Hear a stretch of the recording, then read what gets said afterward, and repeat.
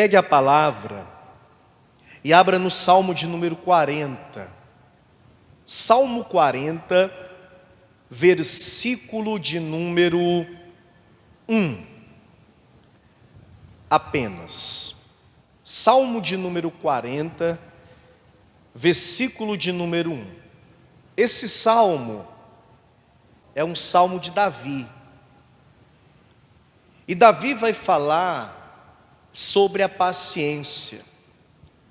E eu posso dizer para você que Davi está falando de algo que verdadeiramente ele viveu. Davi precisou ser muito paciente, e quem é paciente espera, quem é paciente aguarda, quem é paciente confia. E ele foi muito paciente até que os planos e as promessas de Deus se cumprissem em sua vida. Ao escrever esse texto, ele escreve acerca de algo que ele viveu.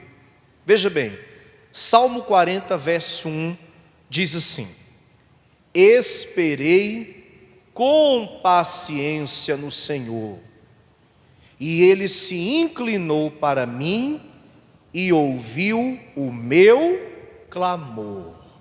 Amém? Olha como ele destaca a questão da paciência. Esperei com paciência. Muitas pessoas dizem: eu vou esperar em Deus, eu vou confiar, eu vou me manter firme na promessa, eu sei que Deus vai agir, eu sei que Deus vai operar. Só que às vezes muitos não têm a devida paciência para tal. E é sobre paciência que eu creio que o Espírito de Deus tem uma palavra para nos ensinar no dia de hoje. Quantos aqui creem, digam amém. Então eu leio e você repete após mim. Vamos lá. Esperei com paciência no Senhor, e Ele se inclinou para mim e ouviu o meu clamor. Você crê nessa palavra? Então aplauda com alegria a palavra de Deus. Senhor nosso Deus e nosso Pai, receba os aplausos aqui na igreja, de quem nos ouve pela rádio, de quem nos assiste pela internet. Pai bendito, a Tua palavra vai ser pregada, que o homem diminua e que o Senhor cresça. Remove os obstáculos e tudo que atrapalha. Envie a Tua palavra com poder e autoridade, e que ela vá e prospere, cumprindo o propósito para o qual é mandada, em nome de Jesus. Diga amém, Senhor. Graças a Deus. Muito bem, escute atentamente.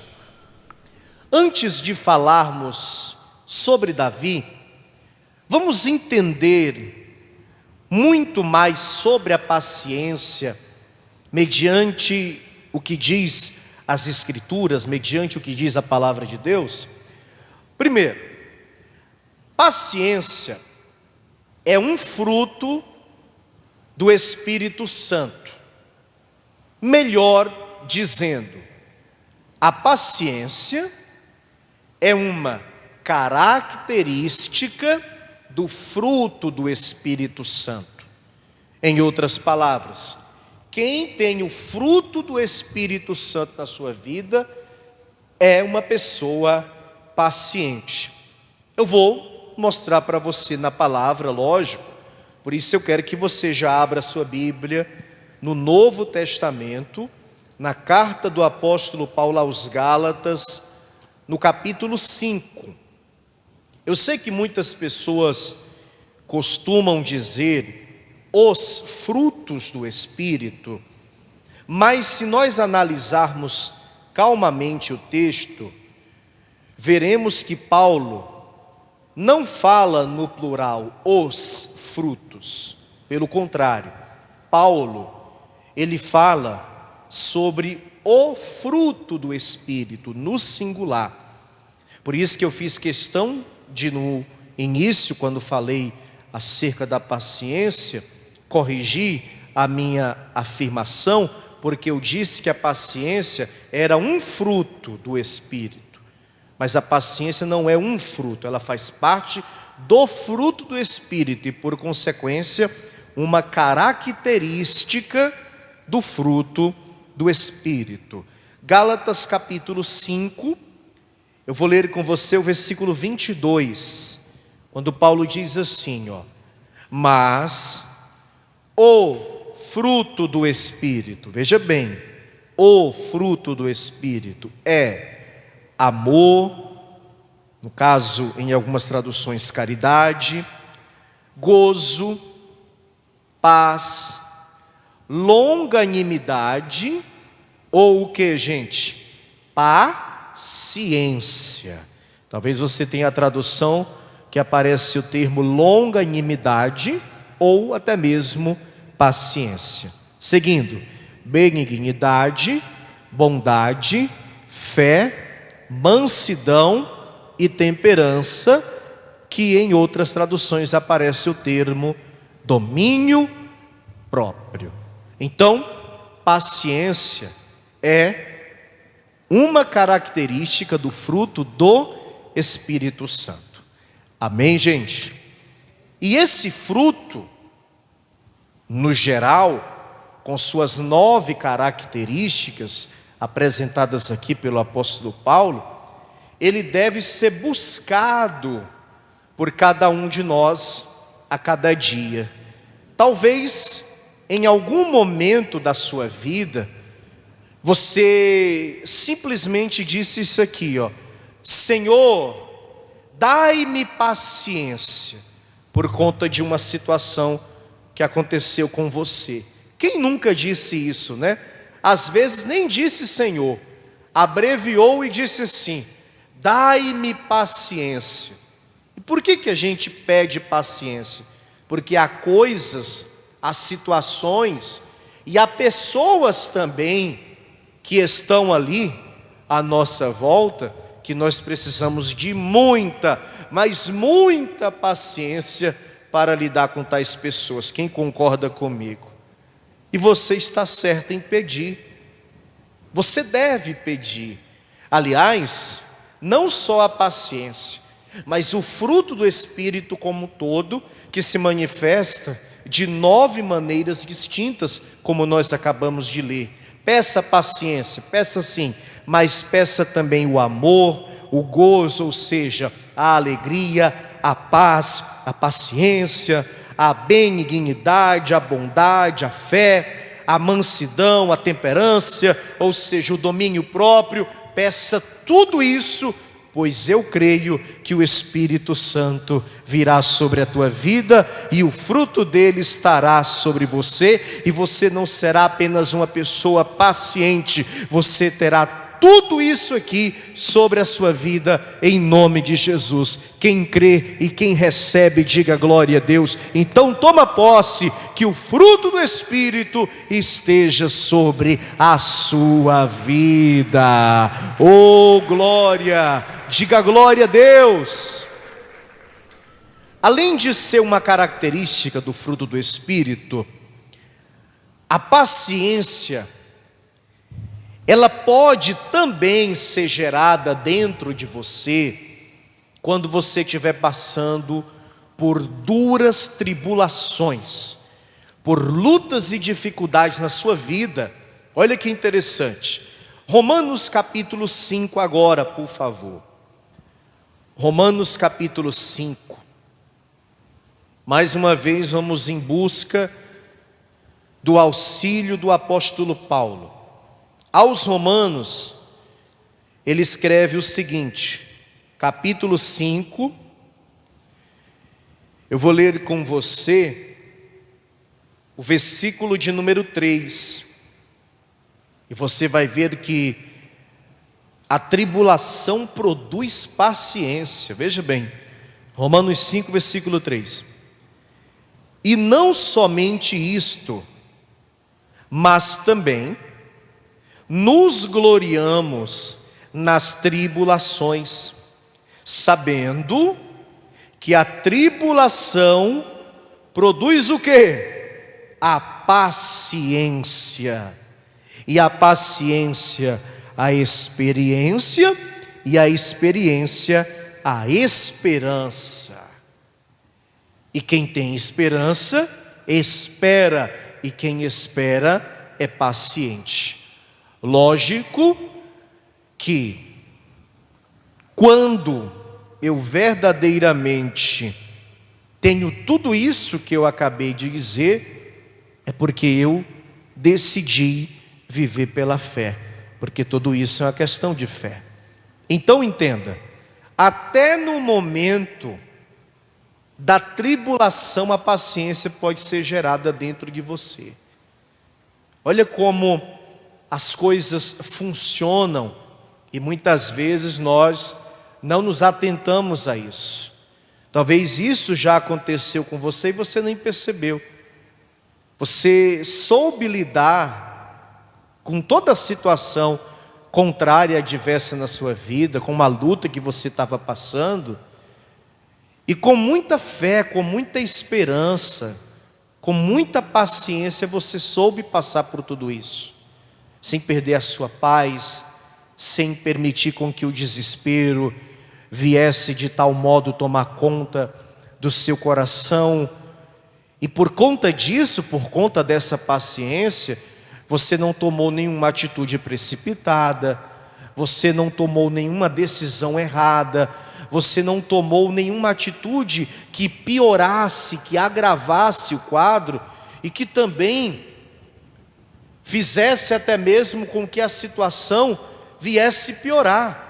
A paciência que foi gerada em meio à tribulação fez com que você conseguisse passar por toda a tribulação. E veja bem, no fim de tudo, você viu a mão de Deus agir, você viu o poder de Deus se manifestar, você conseguiu enxergar a glória de Deus sobre a sua vida, e Deus te abençoando, Deus abrindo a porta, Deus dando livramento, Deus libertando, Deus sarando e Deus curando, porque Deus trabalha na vida daqueles que têm fé e por consequência esperança, paciência e sabem esperar a hora do agir dele. Quem crê diga amém. E se você diz assim: pastor, eu estou no meio da tribulação agora, então espera com paciência no Senhor, porque assim como ele ouviu o clamor de Davi, ele também vai ouvir o teu clamor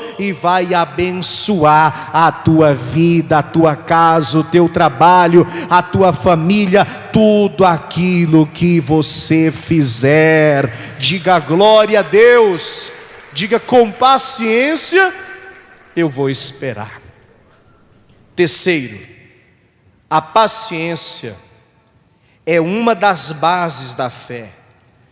Romanos capítulo 8, ainda aqui em Romanos, olha o que diz aqui, igreja, os versículos 24 e 25. Olha o que diz aqui, ó, Romanos 8, versículos 24 e 25. Terceiro tópico, a paciência é uma das bases da fé. Está escrito assim, Romanos 8, versículos 24 e 25. Porque em esperança somos salvos. Ora, a esperança que se vê não é esperança, porque o que alguém vê, como esperará? Mas se esperamos o que não vemos, com paciência o esperamos. Amém? O que é ter fé? É acreditar em algo que você não vê. É você acreditar, é você crer de todo o teu coração, com todas as tuas forças, que algo que você não está vendo e muitas vezes nem perspectiva de como será feito e de quando será feito, ainda assim você acredita que vai acontecer. Eu quero que você pense no maior milagre, na maior bênção, na maior resposta no qual você tem esperado da parte de Deus. Talvez você não sabe como, talvez você não sabe quando, mas você tem aguardado, você tem crido, acreditado, com fé você tem esperado que isso aconteça até hoje. E por que você está aguardando até agora? Porque você é uma pessoa esperançosa e, por consequência, uma pessoa paciente. Por isso que eu disse para você, a paciência é uma das bases que sustentam a nossa fé. Toda pessoa que tem fé tem paciência. Paciência para quê? Paciência para esperar. A gente tem que ter paciência. Seria muito bom a gente orar agora. Eu pararia de pregar agora. Nós nos reuníamos aqui em um certo lugar da igreja e faríamos uma oração. E assim que terminássemos de orar, imediatamente o milagre estaria feito. Seria maravilhoso, sim ou não? Mas não é assim que funciona. Talvez tem coisas acontecendo na sua vida hoje que você orou há anos atrás e não percebeu. E sabe por que a gente não percebe? Porque a gente acaba esquecendo as nossas orações. A gente esquece. A gente pede, clama, ora, busca. Às vezes até chora. Teve dia que você chorou orando aos pés do Senhor. Você derramou lágrimas. Só que todas as lágrimas que você derramou naquela oração, que talvez foi há 3 anos atrás, 7 anos atrás, quem sabe 10 anos atrás, você até esqueceu, você nem lembrava mais.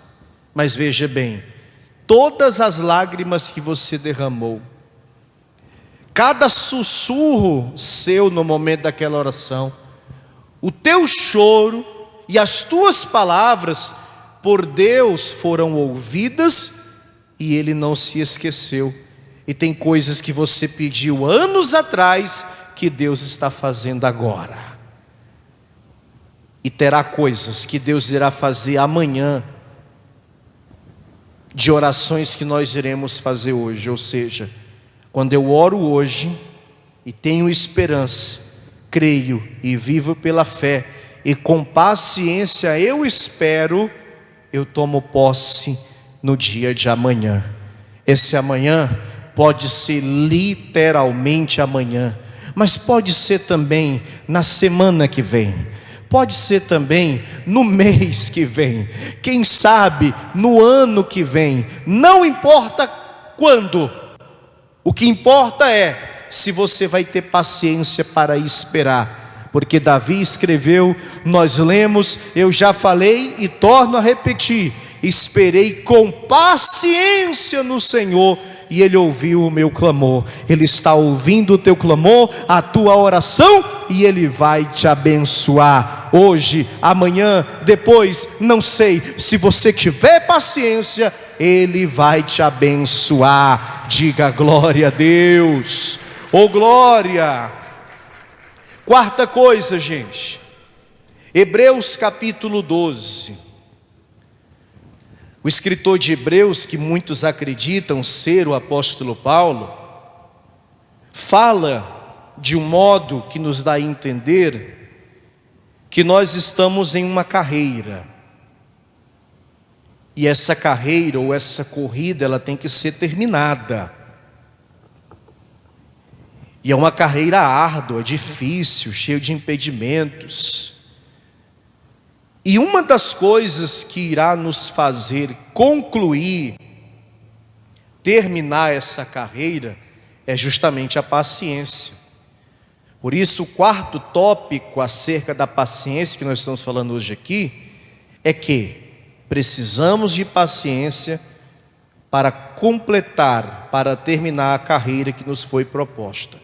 Por isso eu vou ler Hebreus capítulo 12, versículo de número 1. Olha o que diz: portanto, nós também, pois que estávamos rodeados de uma tão grande nuvem de testemunhas, deixemos todo embaraço e o pecado que tão de perto nos rodeia e corramos com paciência a carreira que nos está proposta. Lembra do que Paulo escreveu ao seu filho na fé, Timóteo? Combati o bom combate, terminei o quê? A carreira, a corrida, e guardei a fé. Quando um cristão morre, a maioria das pessoas usam esse texto, né? As pessoas dizem que aquele que morreu combateu o bom combate, terminou a carreira, terminou a corrida e guardou a fé. Por quê? Porque depois que morre, a carreira está terminada, né? A nossa carreira termina, nossa corrida termina quando a gente morre. E para os que vivos estiverem na data do arrebatamento, quando o arrebatamento acontecer, quando Jesus voltar. E nós precisamos de muita paciência, pessoal, para terminar essa corrida, essa carreira. Porque não é fácil.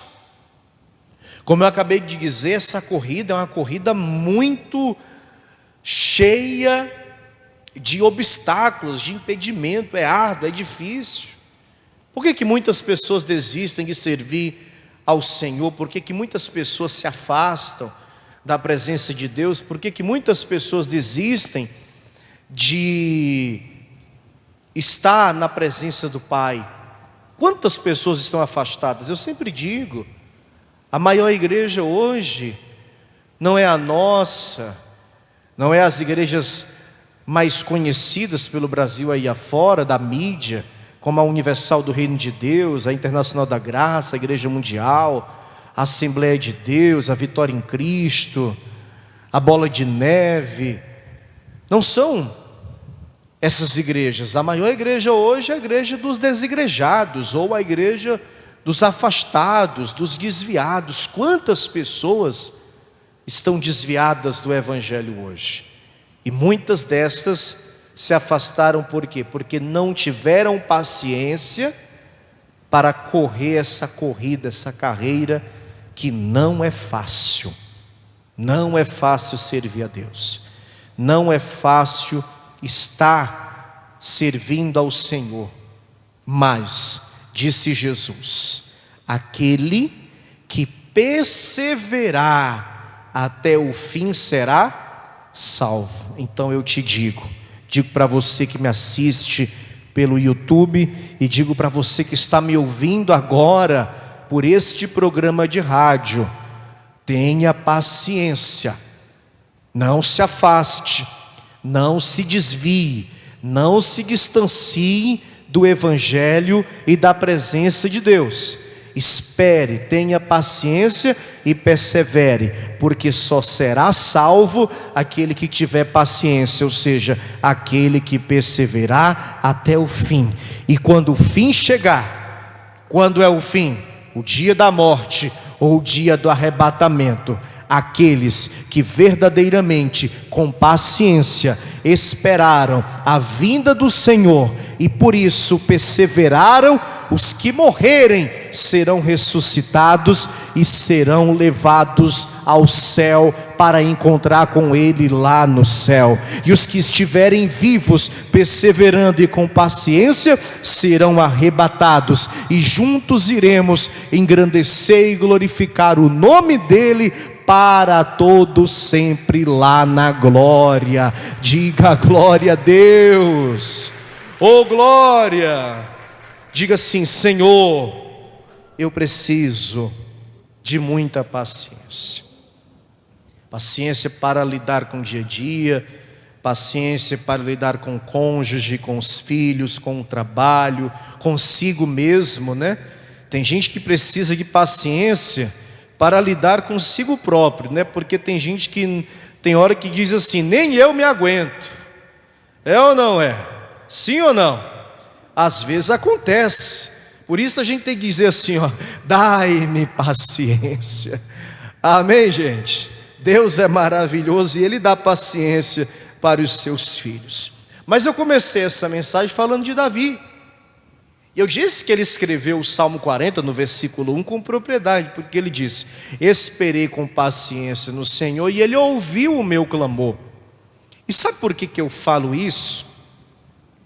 E posso provar na Bíblia? Aliás, eu poderia provar com muitos exemplos, mas eu vou citar o exemplo do seu reinado, digamos assim, porque acredita-se que Davi era um jovem, muito novo, diga-se de passagem, quando foi escolhido por Deus e consagrado pelo profeta Samuel como o rei de Israel. Inclusive eu quero até ler com você isso, ó. Vamos lá. Primeiro livro do profeta Samuel, capítulo 16. Vamos ler o momento da consagração de Davi como o rei de Israel escolhido por Deus. Ele era jovem ainda, ele era muito novo. Davi, ele é visto pelo próprio Senhor como sendo um homem segundo o seu coração, mas na grande realidade ele era um jovem ainda, um jovem rapaz. Veja, 1 Samuel 16, versículo de número 12, diz assim, ó: então mandou em busca dele e o trouxe, e era ruivo e formoso de semblante, de boa presença. E disse o Senhor: levanta-te e unge-o, porque este mesmo é. Então Samuel tomou o vaso do azeite e ungiu-o no meio dos seus irmãos. E desde aquele dia em diante, o Espírito do Senhor se apoderou de Davi. Amém, igreja? Desde aquele dia em diante, o Espírito de Deus estava sobre a vida de Davi. E por Deus, mediante a consagração e a unção de Samuel, desde aquele dia em diante, Davi era o rei de Israel. Só que nós sabemos que Saul governava e reinava ainda em Israel. E você sabe que Saul vai perseguir Davi, vai tentar matar Davi várias vezes. E mesmo Davi tendo a oportunidade de matá-lo, Davi diz assim: ai daquele que tocar no ungido do Senhor e não o mata. Ele poderia matar Saul e encurtar, digamos assim, o tempo para que aquilo que no qual Deus havia determinado na vida dele acontecesse, que era o fato dele se tornar o rei e governar Israel. Mas ele não toma essa atitude, ele poupa a vida de Saul, porque sabia que assim como ele, Saul também havia sido ungido. Por isso ele declara: ai do que tocarem, ai dos que tocarem no ungido do Senhor. Apesar de tudo, Saul também era ungido. Então ele espera, e ele espera pacientemente até o dia que verdadeiramente ele se torna o rei de todo Israel. Eu quero mostrar para você aqui, ó, no segundo livro de Samuel agora, segundo livro de Samuel, capítulo de número 5. Olha o que diz aqui, pessoal. O versículo 1 em diante, tá? Segundo livro de Samuel, capítulo 5. Olha o que diz aqui o versículo 1. Então, todas as tribos de Israel vieram a Davi, a Hebrom, e falaram dizendo: eis-nos aqui, teus ossos e tua carne somos. E também dantes, sendo Saul ainda rei sobre nós, eras tu o que saías e entravas com Israel. E também o Senhor te disse: Tu apacentarás o meu povo de Israel e tu serás chefe sobre Israel. Veja bem, o próprio povo tinha consciência disso. Amém, queridos? O próprio povo sabia que apesar de Saul ainda ser o rei, quem verdadeiramente lutava por Israel e quem verdadeiramente tinha a chancela, a escolha, o carimbo de Deus como rei era Davi, não mais Saul. Mas ainda assim, Davi soube o que, gente? Esperar, e esperar com paciência, mesmo tendo muitas oportunidades de encurtar o tempo, mesmo podendo assumir o governo em sua totalidade antes, ele soube aguardar o momento certo. E qual era o momento certo? O momento no qual o povo iria aclamá-lo como rei? Sim, talvez, mas principalmente o momento no qual Deus havia determinado para isso acontecer. Não é no seu tempo, é no tempo de Deus. E para que nós venhamos viver o tempo de Deus, temos que ter paciência, pois disse o sábio Salomão: o homem planeja, mas a última palavra vem do Senhor. Amém, igreja? Versículo 3: assim, pois, todos os anciãos de Israel vieram ao rei a Hebrom, e ao rei Davi fez com eles aliança em Hebrom, perante o Senhor, e ungiram Davi rei sobre Israel. Da idade de 30 anos era Davi quando começou a reinar, 40 anos reinou. Amém? Quantos anos ele tinha quando Samuel o ungiu? Uns acreditam que 15, 16, outros 17. Outros até chegam a afirmar que ele era mais moço ainda. Era um pré-adolescente saindo ali para a adolescência. Mas na realidade ele era muito novo.